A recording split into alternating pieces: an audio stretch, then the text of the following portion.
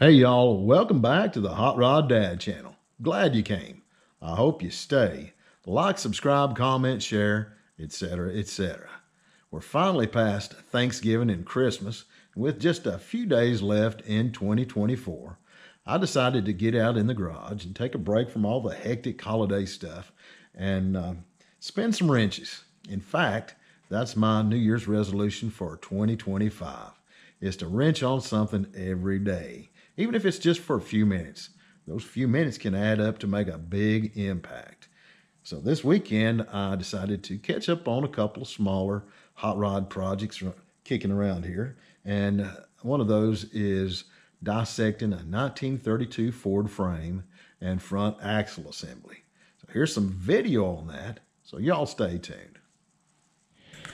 So here's one of the projects that I've got to get done before cooler weather moves in and I can move in the garage and get back on the BLT. So I'm going to dissect this 32 Ford frame. I'm going to keep the frame rails, and I'll probably end up selling the center K section right there and the rear cross member. I would leave it together, but it's really kind of thin in some of these areas, like right here. So it's got some pretty good rust in there, sandwiched between the cross member and the frame rail. Good bit of pitting going on, and the frame rails are pretty tweaked in some places, like right there. You can see this thing's had a pretty rough life. This frame horn up here on the front is twisted, as well as this one's got some bends in it right there. Some old farmer came in here and reinforced that front cross member at some point in time. So the K member right there in the middle is probably the best part of this frame, even though it's got some pitting in it. The guys that are building traditional hot rods, they're looking for parts like that, and this rear cross member. So between selling the K member and the rear cross member, I'll probably recoup my money in this frame. So the best part about it, though, is it's got a good VIN number. I know this was a B model and a 4-cylinder. So if you don't know, the B model is the 4-cylinder model of the 32 Ford. I'm going to take this front cross member out first. It looks like it's been bolted in at some point in time. Originally it would have had 3 rivets right there on the top, and these would have been rivets rather than bolts. So that'll be pretty easy to knock out. And then I'll move right back here to the cross member. You can see right here, those rivets are flat right there on the, some of them are round like that one, but the one where the body set is flattened out like that. So that's what would have originally been up here on the front cross member. So I'm going to get that front cross member out. I'm going to drill all these rivets out of this center K member, get it knocked out, and finally I'll get that back one out right there. So the weather got really cool and rainy on me overnight. So right here is the front cross member.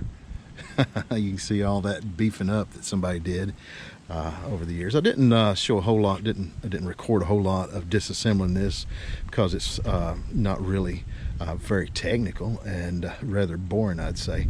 So basically the technique is just to drill, use a center punch the rivets, and then drill through the center of them, about a 3/16 inch drill bit, and then knocking the heads off with a cold chisel. So there's the front cross member. There are the frame rails, and they're really in pretty decent shape, but there's some thin spots here and there on the bottom. Overall, nothing that can't be straightened out and worked out. And the main reason I wanted these is because they have a good VIN number on them that I can title easily and use that as a foundation for a future hot rod project. So now that I've got the frame stripped down and disassembled, I'm going to knock the kingpins out of these spindles right here on this 32 heavy axle, get it cleaned up and ready to take to the guy that's going to do the stretch drop on it for me. I'm going to put about 4 inches of drop in it right here, just the way they used to do it back in the old days. So if you've never seen it done, look up a video on YouTube. There's plenty of them out there that shows you how it's done. And basically what they do is they will put this in a jig and heat it up from the perch right here to the kingpin, between that area right there. Heat it up cherry red, and then we'll press it in a press, and it will stretch it right here and drop it. So like I said, this is a 32 heavy axle. I scored this in Kentucky earlier this year and picked it up for a couple $100. Little bit of damage right here where they've drilled some holes in there and welded some studs in there for some shock absorbers or some such, and that will have to be cleaned up right there a little bit. I think this was probably on an old hot rod.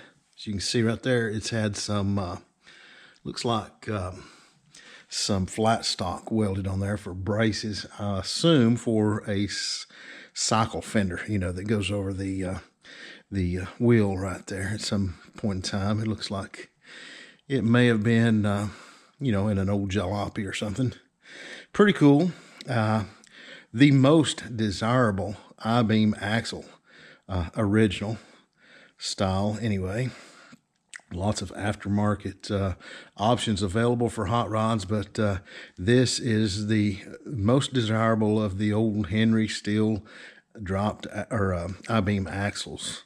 And dead giveaway is it's 2-inch boss right there, where a lot of the other early Fords was 2 1/4. And the other dead giveaway right here is you can see how beefy this axle is right here. It's actually got an indentation right there where the wishbones bolt onto it. So I'm going to get this stripped down and cleaned up a little bit, ready to take to the drop shop. Well, the backing plates came right off, and they appear to be about 1940. And I've got it, got the axle chunked in the vise right here now, and trying to get that kingpin out. And you can see right there, it's actually moving. I'm surprised I've not had to apply any heat to it.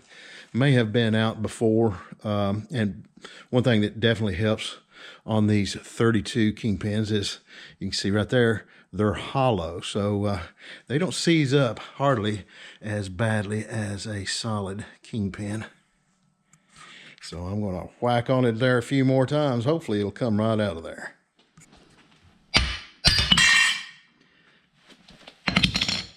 Well, I really lucked up on that one. Hopefully the other one will go equally as easy. Well, here's the second side, and it went just about as well as the first. So both of those kingpins look like they're in really good shape. There's no wear virtually at all on those. You can see right here, somebody has closed that socket up at some point in time, welded it up with just a piece of flat, round piece of metal right there. Don't know why, but they did.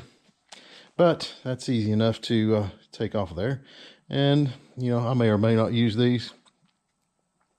There's always someone looking for these good original parts, even if they do have to put a little sweat equity into it to open that socket back up. So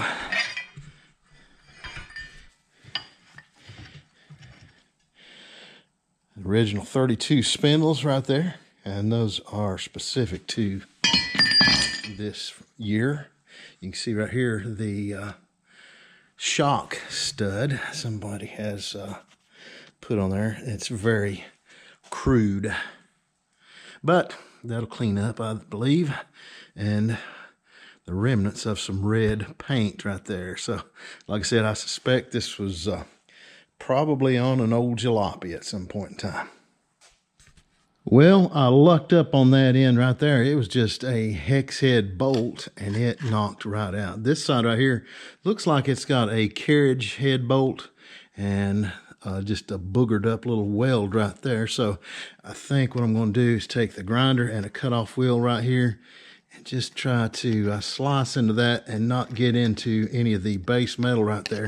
Cut that little weld right there. Hopefully this will just drive right out, and I'll be a whole lot better off right there. Man, I can't tell you how happy I am that somebody sucked at welding. So I sliced that just a little bit. I flipped it over, gave it a tap or two, and it started coming right out. So I'm going to flip that back over and knock that on out. And there'll be just a little bit of cleanup to do with a Dremel tool right there, and just kind of clean up those boogered up welds, and this will be a really nice axle. So now that I've got everything disassembled, I'm taking time to check everything out real good, and I couldn't be more excited about my $200 purchase right here. The axle is just really in great shape, with the exception of the holes, the added holes right there for the shock mounts, which should be easy to clean up. So I'm happy with the axle. I got the front spring main leaf right there. I imagine the previous owner replaced his with a reverse die main leaf spring right there. So I can add some springs to that and complete that pack, and I'll probably reverse that in a press. I got the 40 Ford backing plates and brakes. The drums are currently on the BLT over here. I got the kingpins and the perch bolts. I don't know if I'll use any of that, but they're always good swap meet stuff. And, you know, maybe do some trading on those. I got the spindles and some miscellaneous spring parts right there. The frame yielded a pretty nice K-member right there. Out of scaled from 0 to 10 right there, I'd say it's probably a 6. It's got some pitting in there, but nothing that can't be repaired. I might even call it a 7. So the frame yielded that, and the rear cross member. So those will both be great pieces to take to swap meet or sell online. Also, the guy that I got the axle from included the rear spring for the 32. And if you know anything about 32s, this rear spring is specific to that 1 year. You can see right here, it's got a curvature in it that's designed to work with that cross member. So I couldn't be more excited about this score right here.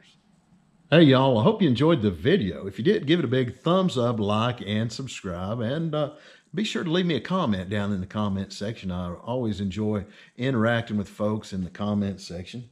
You folks that have watched for very long know that I finish every video with my catchphrase, encouraging you to get out there and build something. I'm going to take those words to heart in 2025 and do my best to wrench every day. And this is my challenge to you to do so as well. Even if it's just 10 or 15 minutes a day, you know, minutes make hours, hours turn into days, days turns into weeks, and weeks turn into months. And before long, you will have gotten out there and built something. So we'll see you in the next video. And in 2025, I'm going to challenge you. Y'all get out there and build something.